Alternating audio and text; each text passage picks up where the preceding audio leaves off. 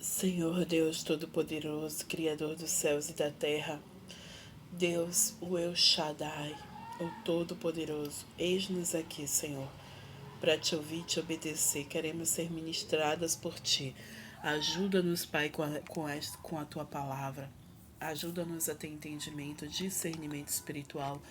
Ajuda-nos, Senhor, a ter a interpretação correta da tua mensagem.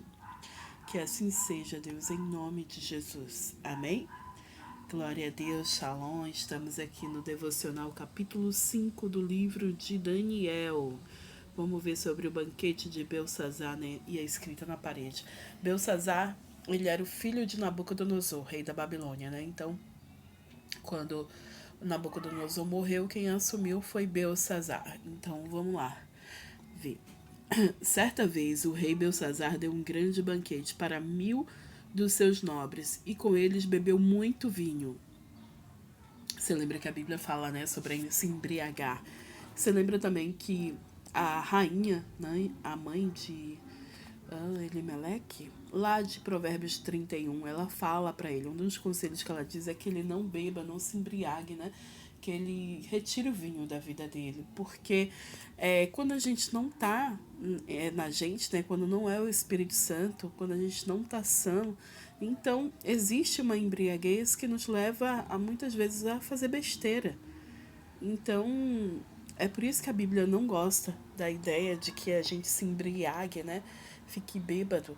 E isso serve bebida alcoólica, também drogas e até remédios, né? Tem gente que se embriaga com remédio, que fica doidão com remédios.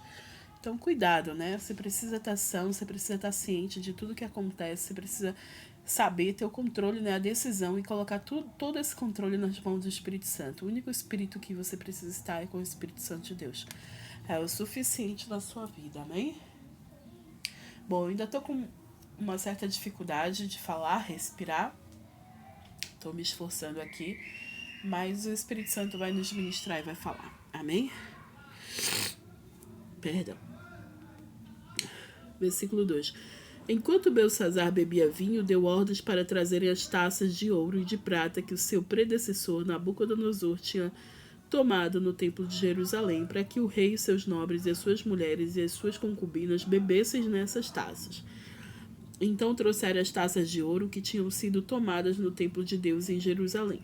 E o rei e os seus nobres e suas mulheres e as suas concubinas beberam nas taças. Enquanto bebiam o vinho, louvavam aos deuses de ouro, de prata, de bronze, de ferro, de madeira e de pedra. Mas, de repente, apareceram dedos de mão humana que começaram a escrever no reboço da parede, na parte mais iluminada do palácio real. O rei observou a mão enquanto ela escrevia. Seu rosto ficou pálido e ele ficou tão assustado que os seus joelhos batiam um no outro e as suas pernas vacilaram. Ficou de perna bamba, né? Não entendeu, era algo muito sobrenatural que estava acontecendo. Mas o que aconteceu? Ele estava profanando, né, o templo de Deus, porque o pai dele foi lá, tirou tudo do templo de Jerusalém, né? Tinha muito. Lembra que Deus tinha dado a Moisés muitas ordens de fazer, né? Tudo ali para o sacrifício, tinha o vinho, tinha o candelabro e tantas coisas, né? De ouro, era tudo de excelência. Eu falo Moisés, mas era Davi. E que Salomão fez, né? E então ele estava ali profanando, e é algo muito sério. A gente não pode desrespeitar a casa de Deus. Tem gente que hoje em dia diz assim: ah, eu não preciso ir para a igreja, não, eu sou a igreja.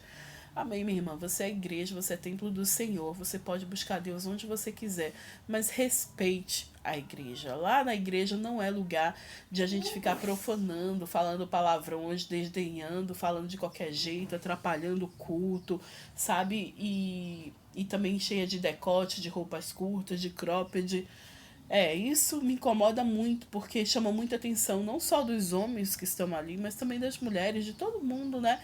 Então, assim, conversas paralelas, pessoas que não saem do telefone, né, do celular, ficam vendo mensagem, ficam vendo stories, ficam vendo tanta coisa.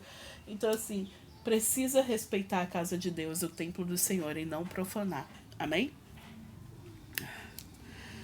Versículo 7. Aos gritos, o rei mandou chamar os encantadores, os astrólogos e os adivinhos, e disse: esses sábios da Babilônia, aquele que ler esta inscrição interpretá-la, revelando-me o seu significado. Vestirá um manto vermelho, terá uma corrente de ouro no pescoço e será o terceiro em importância no governo do reino.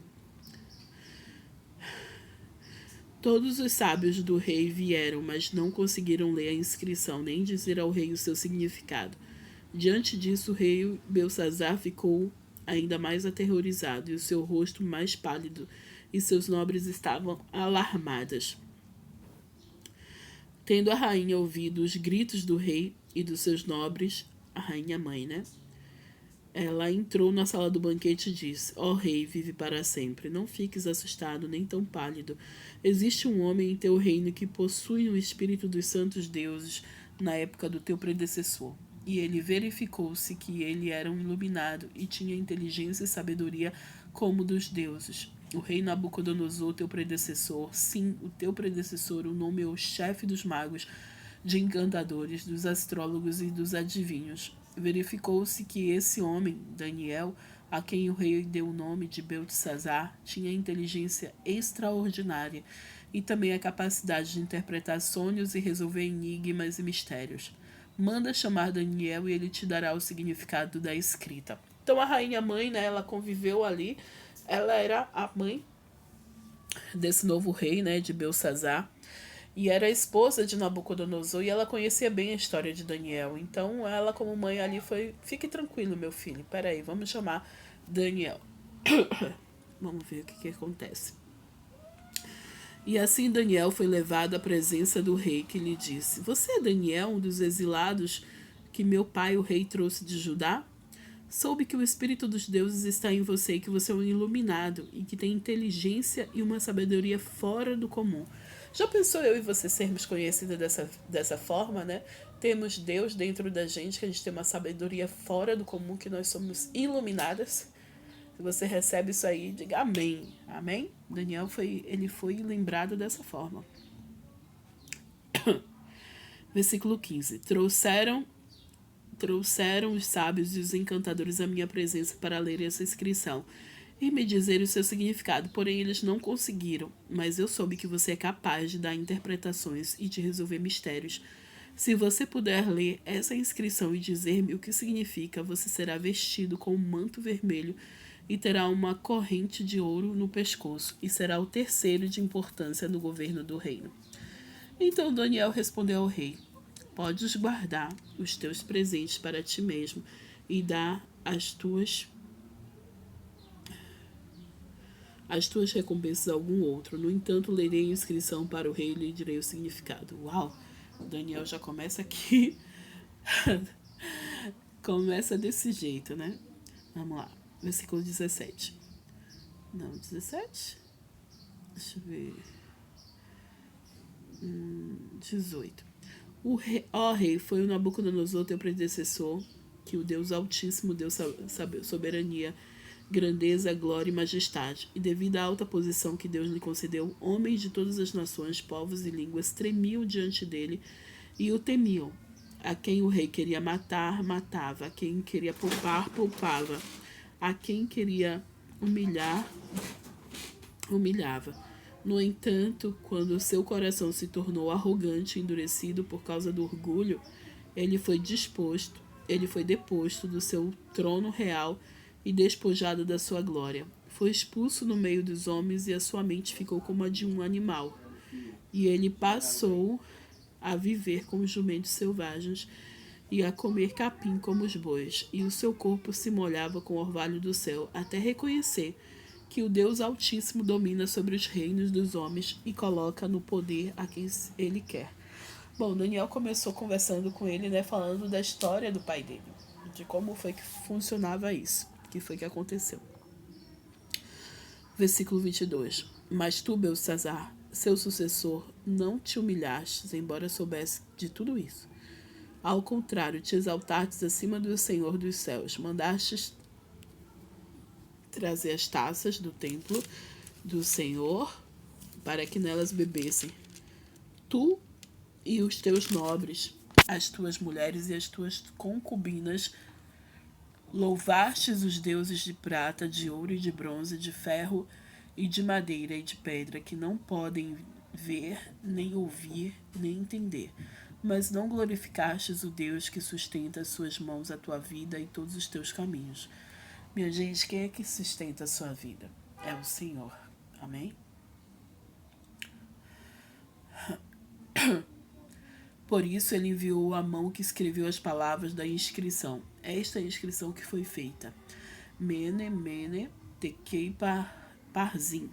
Deixa eu ver o que quer dizer isso aqui. O parzim, isso aí, parzim. E este é o significado dessas palavras. Mene, Deus contou os dias do teu reinado e determinou o seu fim. Tekel, foste pesado na balança e achado em falta. Pérez, teu reino foi dividido e entregue aos medos e persas.